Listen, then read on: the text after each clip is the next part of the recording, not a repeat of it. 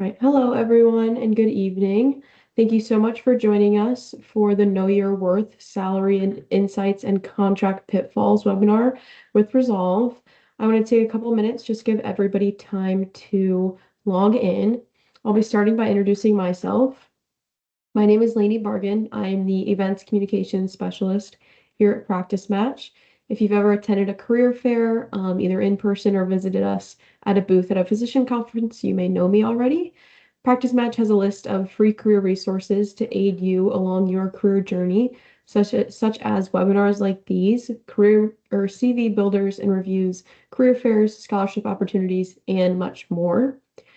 If you want, you can check out our website for more information about all of that. I do want to remind everyone that this webinar is being recorded and all microphones have been muted and cameras turned off for the duration of this event. Please put all questions in the Q&A chat box for Dr. Mire to answer live, and we will send you all a link to this recording at the beginning of next week. It looks like we have some attendees already here. So Dr. Mire, if you're ready, feel free to take it away. Sure, Lainey, thank you very much. And thank you for all those who have tuned in to join in on this webinar. Hopefully, it will be very educational for you as you prepare in your career journey. Just to give you just a very brief background about myself, I am a private practice internal medicine physician practicing in Nashville, Tennessee. And I was actually in your position 25 years ago looking for an employment job. Outside of the city where I trained. And I found it to be a very difficult process. And so I started doing some educational learning and teaching at my residency program to help those in this space. And 25 years later, that passion continues. Now I work as a physician educator with Resolve, and we'll talk more about the services and the wonderful resources that Resolve has. So in the interest of time, let's begin.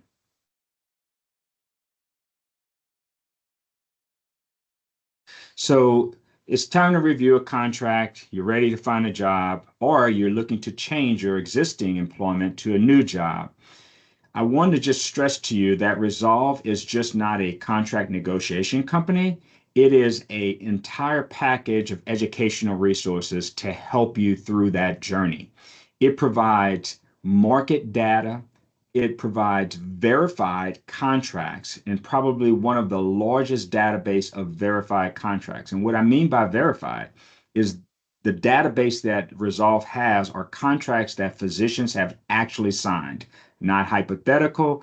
It's the truth. If you're looking to practice in Nashville, Tennessee, you can see in your specialty for Nashville what the market is like because they have that database.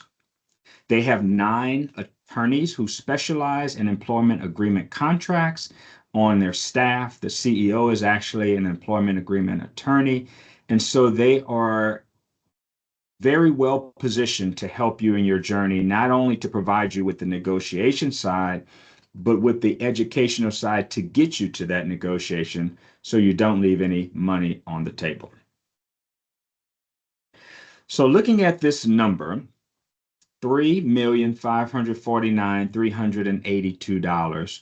What is that number worth and what does that number mean? We will come back to this at the very end of the lecture, but I want to impress upon you this number because it's a huge number. $3 million is pretty impressive, but it's money that when we will hit the end part of this lecture, you'll understand what that impact is. So to begin with, and this is just a one slide to talk about how to begin this process, there are 4 quadrants here on this slide. The top left is basically where you have high guarantee salaries, but very little autonomy. The bottom right is usually where you have a lower salary, but more autonomy. And if you had to live in an ideal utopian society, you would want to be in the top right corner where you have a high salary and autonomy. The one place where you don't want to be is the bottom left, where you're getting a low salary and have no autonomy. This really comes down to personal preference, deciding what's important to you. Is it just the financial that's important to you? Or is it just having autonomy and understanding you want to be a decision maker in how your practice runs, the services that are provided, how you care for patients, how many patients you see a day. So sometimes there's a give and take, but I think the first um, answer that you need to answer for yourself is what's the most important to me, because that will determine where you even look for jobs, whether it's a private practice, independent practice setting, or whether you will be a part of a larger system, hospital, or insurance run entity. So when we think about applying for a job, there are sort of basically two columns. The first column to the left is what you are most familiar with.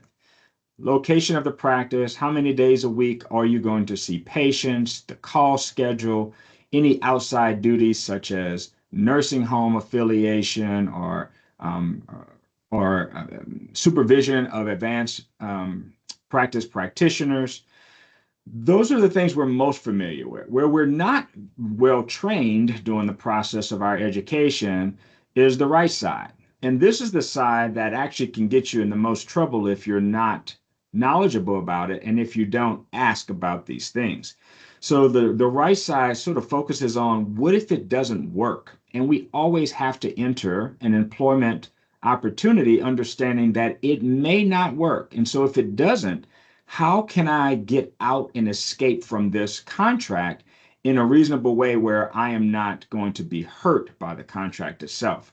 And this is actually where an employment agreement attorney that Resolve has, that they specialize in, is very helpful to help navigate that. I sort of think about this like relationships. If you're ready to get married and you think you found your perfect partner in life, you still do have to start asking some tough questions like if it doesn't work, what is it going to lead to? And so this is sort of a comprehensive view of not just being focused on what we're familiar with, but to really focusing on the things we're not familiar with. Going through all of our career, we've been on the passive side of negotiations. When we applied to medical school, we were at a point where we said, I hope the school chooses me. I just can't wait. I'm sitting on pins and needles. Hopefully they select me. When we apply for residency, we're on the passive side of things. We enter into the match and we hope and pray that the program that we most want actually chooses us and selects us. But when it comes down to finding a job, you're not on the passive end anymore. You're on the active side, and you're not just being interviewed, you are actually interviewing the practice. So some of these topics of non-compete and tail coverage, which is sort of the what happens to malpractice insurance once you leave, these are the questions that you want answered in case things don't work out. So non-compete, this is a topic that you really just need to be aware of. A non-compete clause basically gives you a time and a distance restriction. If you decide to leave the practice or hospital or wherever you're employed, it puts a time and distance restriction that you cannot practice or compete with that entity within that certain radius or within that defined time. The time varies, but usually it's 1 or 2 years, just depending on the density of the specialty in that area. And the radius also varies. If you look at this schematic on the slide, though, you can see if I am part of a system employment represented by the circles, and there are just multiple locations within the metropolitan area, within the city where I'm practicing, that distance is not just from the location that I'm on. The distance is actually from all of the locations of the system or entity in which you're employed. In general, non-competes have actually suppressed salaries by about 37%. And over the course of your career, you're really at risk of losing about $9 million because it limits your opportunity to compete and make money if it doesn't work and you have to leave the practice. If you think about geographic location, places in the Northeast, you can actually sometimes be forced to practice in a different state just because those states are much smaller. If they put a radius of just say 50 miles outside of the practice where you are, in the Northeast, that can actually put you in an entire new state, which means You have to get a new license. Your commute is longer. So understanding non-compete clauses is very important. Some states are very variable as to whether they enforce them or not, and that's why it's important to have an attorney who really understands the dynamics in the state in which you're trying to practice, not the state in which you're actually training. And as of now, the Federal Trade Commission actually tried to appeal and ban non-compete clauses, but that was overruled. So if you sign a contract with a non-compete, it does have the potential to be enforced. And that will be really up to the judge, but some states are more lenient than others. There's only 5 states in the United States right now that have a complete ban on non-compete clauses. So the other 45 states, it is an enforceable clause. So let's talk about how you get paid. When we look at your contract, there's 2 terms that I want you to be familiar with. One is salary and one is compensation package or compensation benefits. Salary is actually your what are you going to make and take home. Compensation includes a lot of other things that adds value to the numbers. And sometimes practices will talk in terms of compensation package, which will inflate the number. You get very excited and realize that number is not really what you're taking home. But when we're dealing with a contract, you want to really put your efforts where you're going to have a high yield. And as you look at this slide and you see a lot of percentages, in green are the topics that are most commonly given or most commonly negotiated in a contract. And so if there's a 90% chance of you getting relocation allowance or a 90% chance of you getting CME allowance, you really want to put a lot of effort into that because there's a higher chance to get what you want. Doesn't mean you will, but it's a higher chance. Versus getting a stipend in your residency, that happens only about 10% of the time. So I wouldn't invest a lot of effort as you go and just say you're in your second to last year of residency, trying to get a stipend for your final year in order to get more money, when that only happens about 10% of the time. And in addition to that, that's just a one-off. You'll get that stipend and it stops.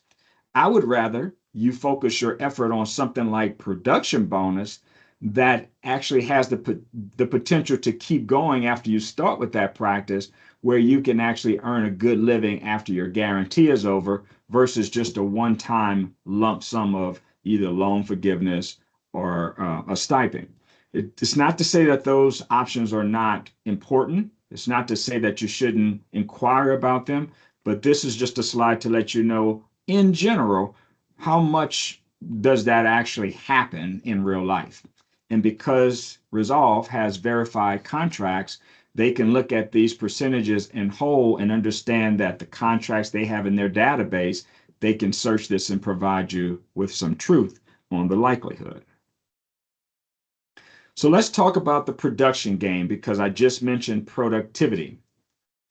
This is where it gets very tricky. Normally, when you first join a practice, you will have a guaranteed salary the first year, or maybe even the first 2 years, most commonly the first year.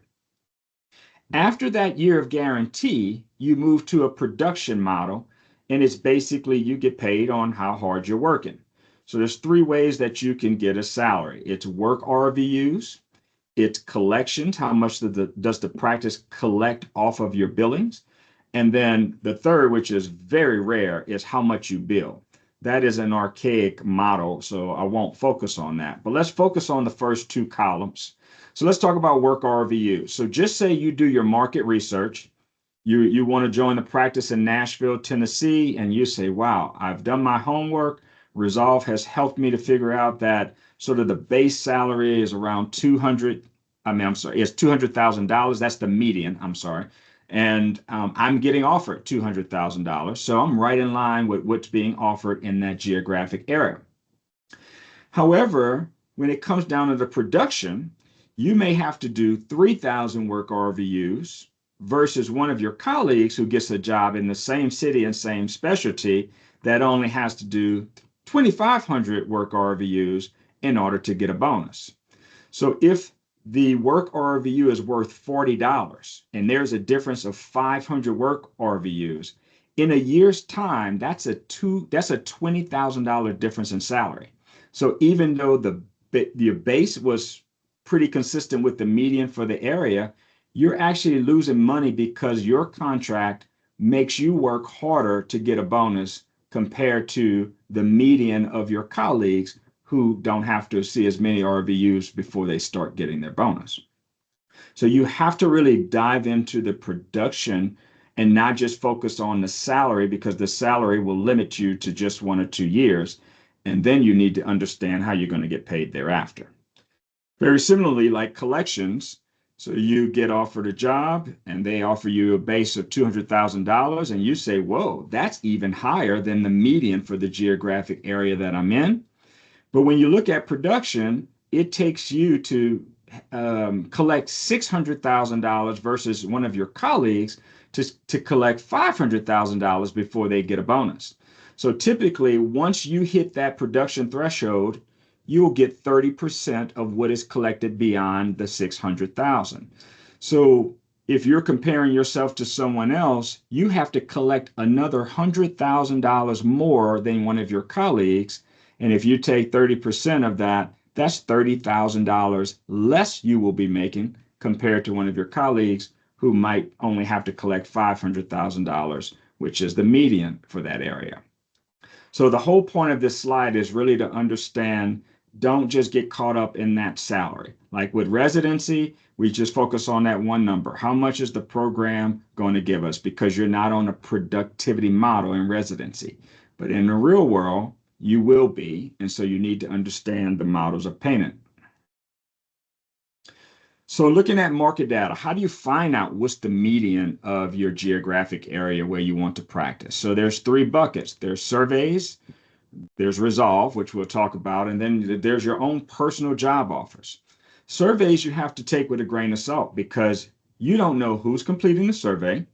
You don't know if it's verified information, if they're telling the truth. If I get a survey that asks me how much money that I'm making in my salary, I may inflate that number. I may deflate that number. I may not be real or transparent with what I'm doing with a survey because I'm not quite sure who that survey is going to. But there are some reputable companies that do surveys for large groups, for small groups, and at least you can get a guideline, a rough estimate of what that market data is for that. But it's not verified, and that's sort of the one, I guess, negative to just relying on surveys, even though there are a lot of surveys out there. Resolve actually uses verified information, as I mentioned. They have a huge database all across the country of contracts that physicians have signed in a variety of specialties. And so the information is verified. They're pulling their data based on their own database.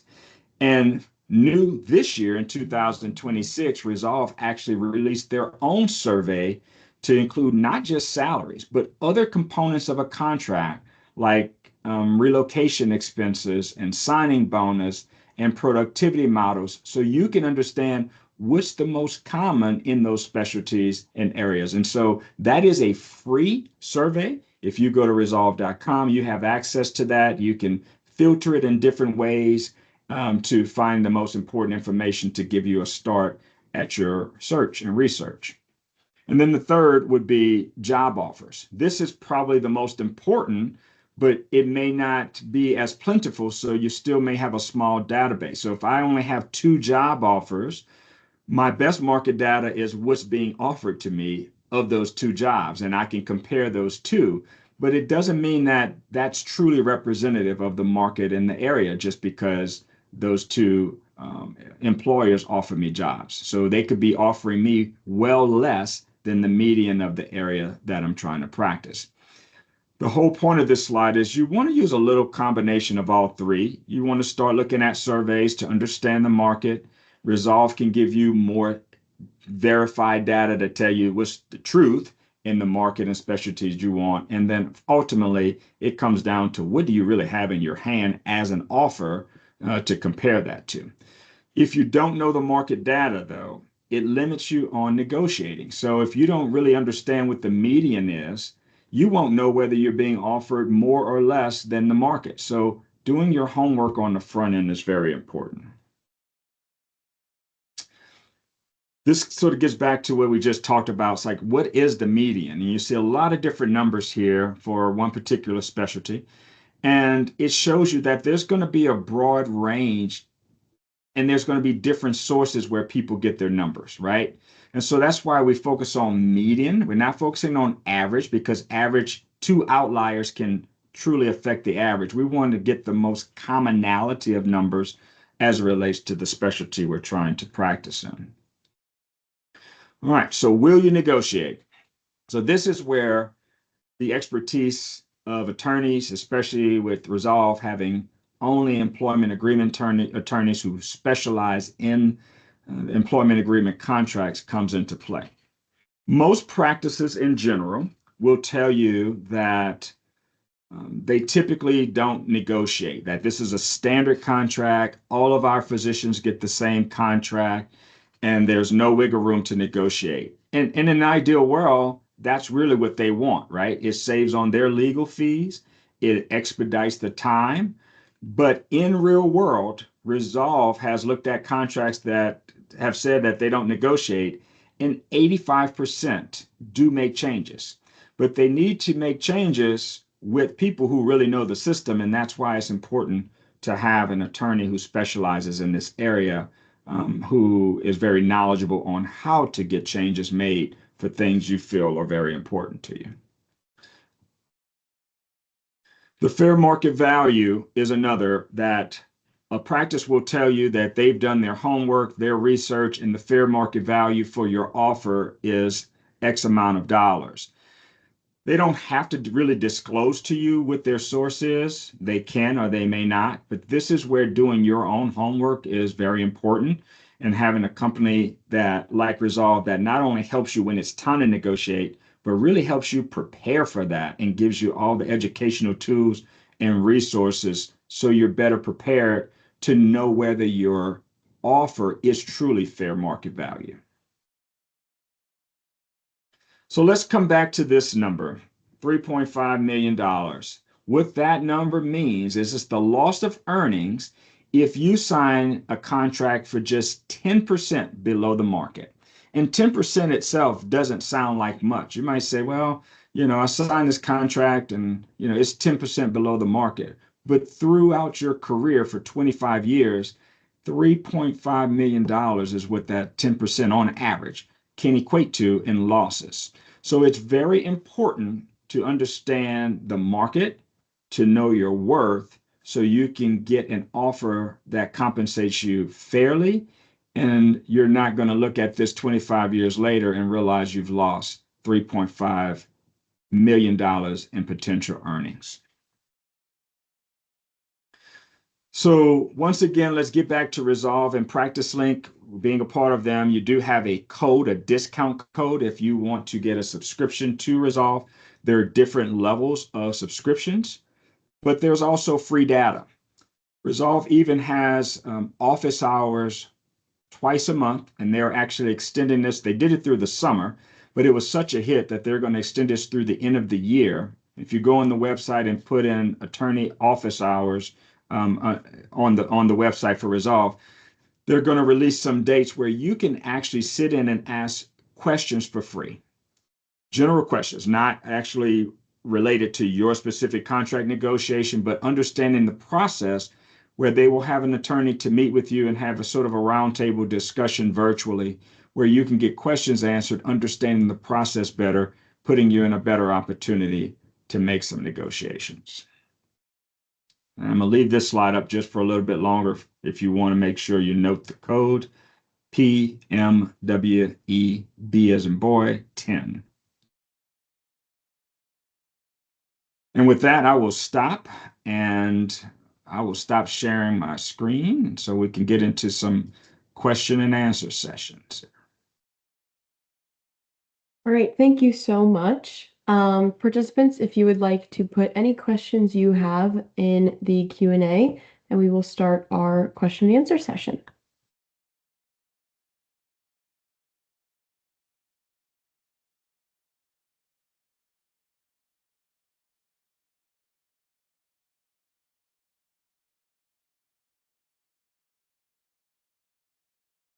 This is a great opportunity to get your questions answered on your specific issues. Of course, I'm not going to review your contract as I can't legally do that and I'm not an attorney. But if you have some general questions, some questions on how to go about the process, questions about Resolve as a company, I will be more than happy to answer those for you on this webinar.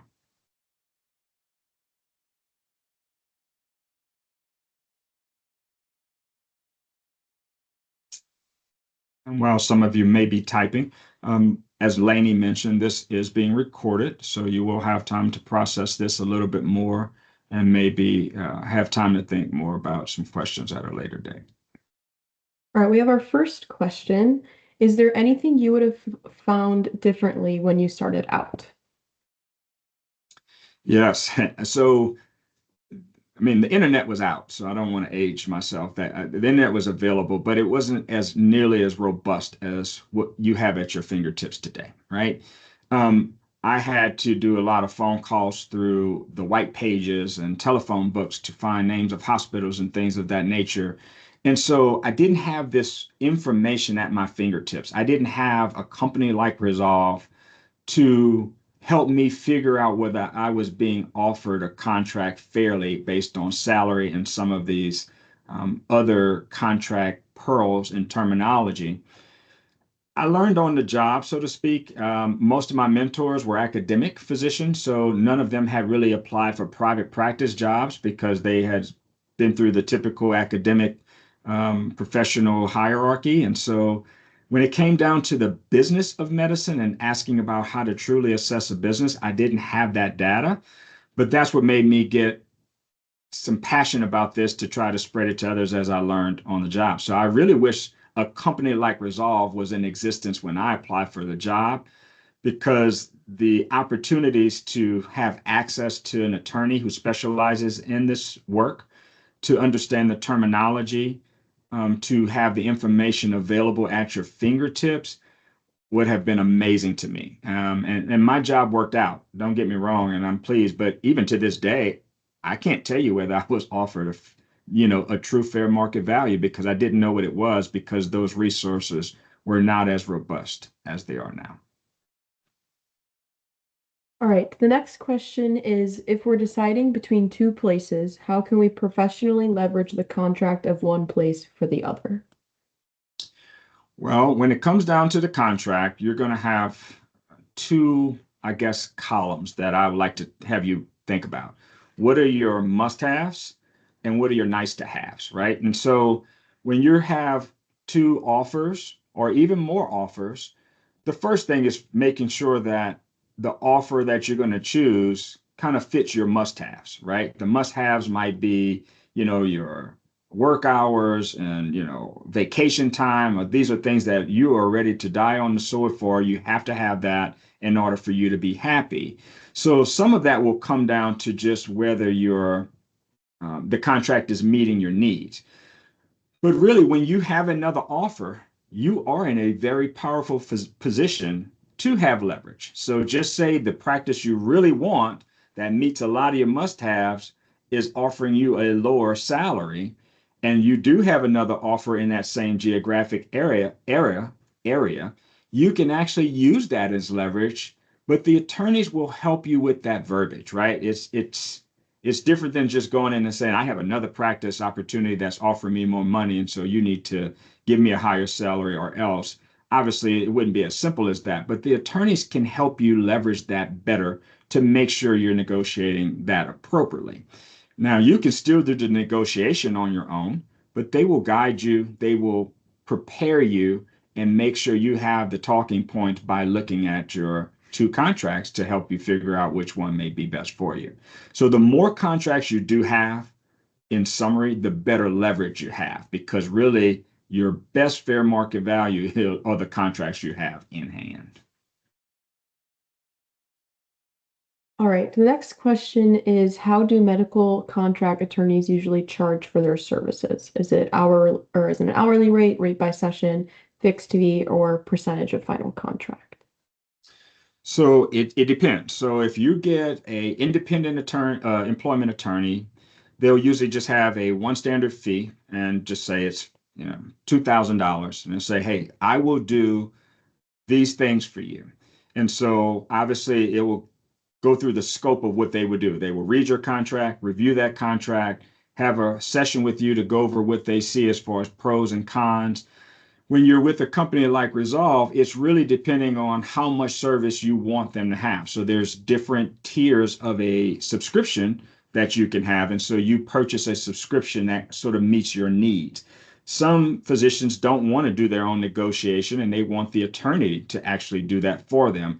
Obviously, that subscription will be higher because the attorney is doing more work versus the another physician that says, just help me figure out what are the red flags and I'll go back to the table myself. That subscription will be less. So if you go to resolve.com, you can actually see the different subscription plans and it goes through what those services are. So it depends on how much you want or don't want.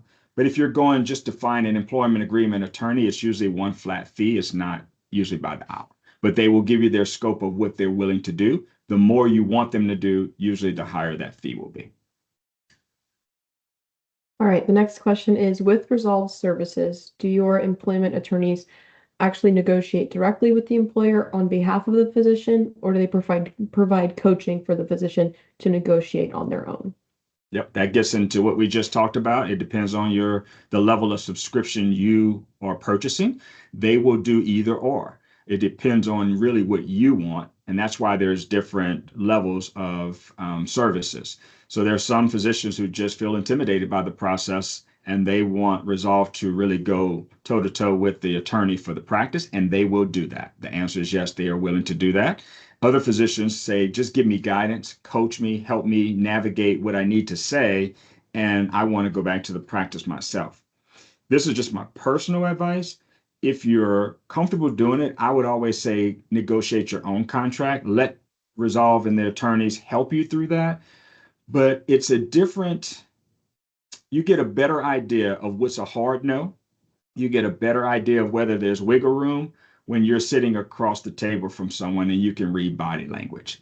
It is very easy for one attorney to tell another attorney no. It is harder for the practice to tell you no when they're really wanting you to join their group. They're willing to say no, but when you're sitting across the table, it puts you in a better idea of if this is something that has potential that I can keep pushing, or I need to stop right here because this is just non-negotiable. You won't ever get a feel for that if the attorneys are doing that negotiation for you. So that's my personal advice. That's Orion Mire advice. But understandably, not everybody is comfortable doing that. And so Resolve will take on that battle for you and negotiate on your behalf. Very good question.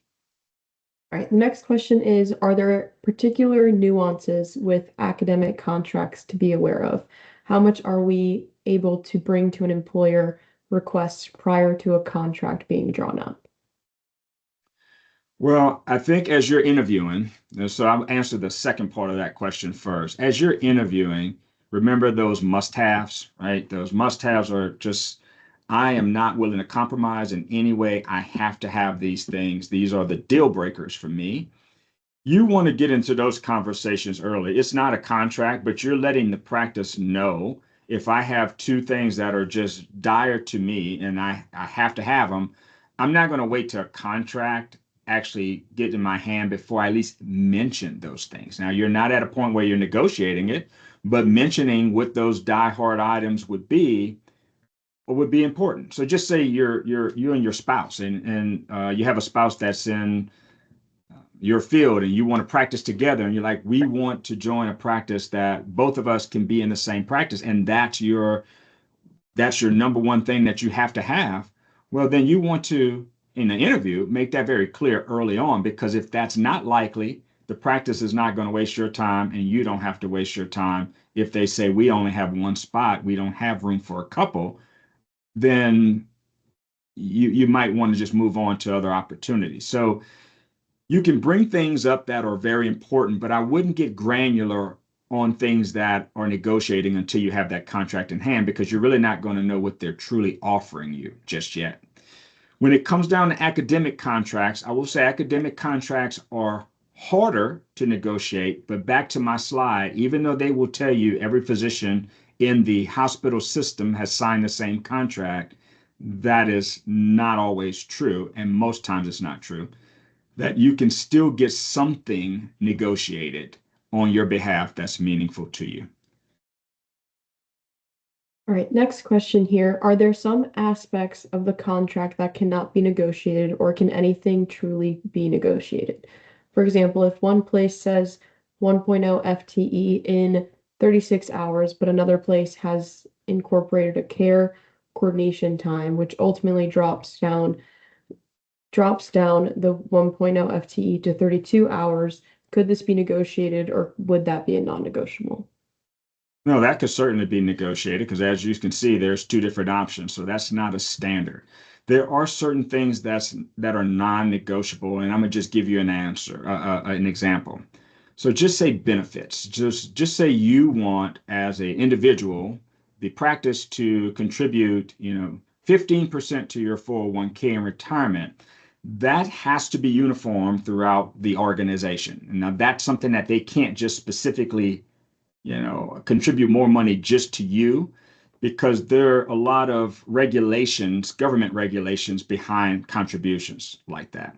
Benefits, you can't say, I want my medical services to be at Mayo Clinic and all my health care is at Mayo Clinic because you'll get a benefits package that's a part of a contract for the entire practice. So certain aspects of your health insurance will not be able to be negotiated because it's contracted to be for everyone in that practice. So there's some things that are hard, you can't do it. And that's where the attorneys are very helpful to tell you, hey, I know you want to go to Mayo Clinic for your physical every year, but that's not going to happen because they have a contract with a competitor or, they have a contract with this system and you have to use that system. And that is an example of a non-negotiable. When it comes to FTEs and compensation and work hours and productivity, there's always an opportunity for negotiation. It doesn't mean you will get what you ask for. And you also have to remember that a negotiation is just that. It is a give and take, right? There are certain things that you can get, but there's sometimes certain things you have to give up if the things you really want are important to you.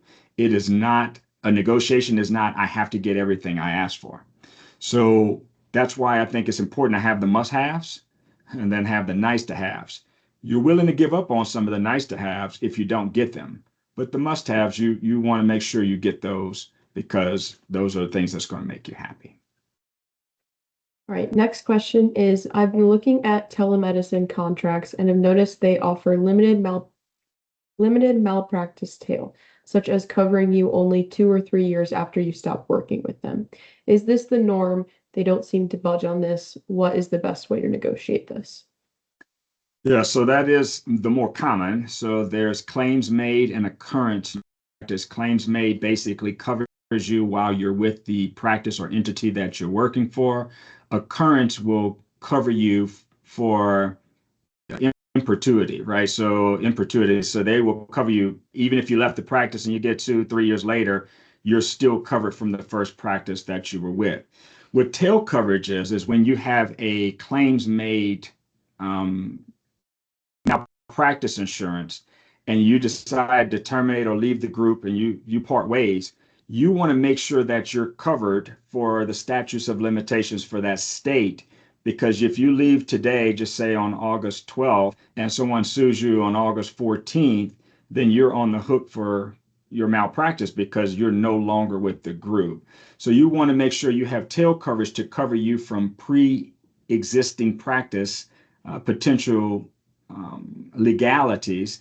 And tail coverage is something that can be negotiated. I'll be honest. It's telemedicine. I'm not quite sure what the penetration is on tail coverage. It's probably low. That's just my gut instinct. But those are things that can be covered. And sometimes they're not covered in full just automatically, but sometimes you might say, well, if I leave the practice and you enforce a non-compete on me, then maybe you can negotiate tail coverage if you have to have a non-compete. So there's a lot of ways that you can infuse negotiation, maybe not permanently, but in certain case scenarios. I hope that makes sense. All right. And then another question is if the initial contracts are somewhat vague with certain must-have criteria, would a contract lawyer help provide the wording for a second draft that is more detailed? For example, placing a maximum number of call weeks per year in case there is an unexpected exodus of providers. Absolutely. That's where they are most beneficial because they have reviewed these contracts over and over. And not only can they help you with that, they know what the sort of standard language is, and they also know what the best practices are, and they know what the potential is for the wording and what you can negotiate when it comes to these vague and also very prescriptive contracts. I will tell you, a vague contract is to me is a red flag because a practice that has hired physicians already, unless they're just started yesterday, they shouldn't have a vague contract because they've gone through this more than once in adding physicians that the contract should get better from a practice standpoint. Get better the more physicians you add because you're trying to eliminate having to make changes. So a vague contract, I wouldn't say it's a deal breaker, but it's definitely a red flag to me. And you would definitely want an employment agreement attorney to assist you. And if it's very prescriptive, then obviously they can help you with the wiggle room and how to get some negotiation pearls in there. While we're speaking of vagueness, the one thing that I do want to bring up is letter of intent, because sometimes this is very confusing. Be careful about signing a letter of intent. And you might think, okay, this just means we're starting a process. They give you a one sheet page with some basic information, sort of starting salary, couple of little perks in this one pager. And you sign it thinking that this is just a letter that says we're going to move forward in good faith until we get the final contract. And in actuality, that is the contract. So even if you get a letter of intent and it's not a full contract, be careful about that. That's very common in academic centers. So you just want to be cautious before you sign that and engaging the employment agreement attorneys, not just for the contract, but any document that comes along with that job opportunity. Just thought it was a great way to put in that pearl. All right. So if anyone has any more questions, please feel free to put them in the chat. I'll give a little bit of time just for any last minute questions. And these are great questions, by the way. I think you're all asking some fantastic questions. So thank you.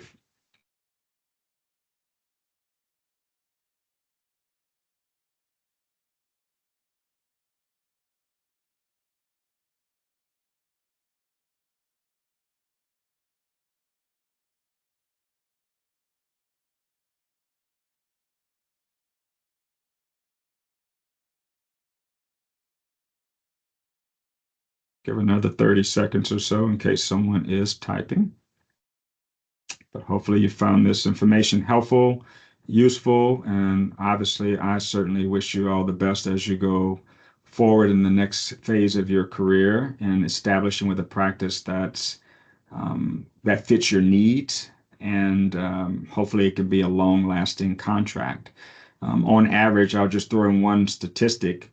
54% of physicians will change their practice in 5 years. Now, that doesn't mean that the practice was horrible and they were in a horrible situation. There's a lot of reasons why physicians change their practice, but sometimes it is because they didn't review the contract correctly, or they signed a contract that was not really in their best interest. So you really want to make sure that you're not in that 54% that has to change their practice in 5 years.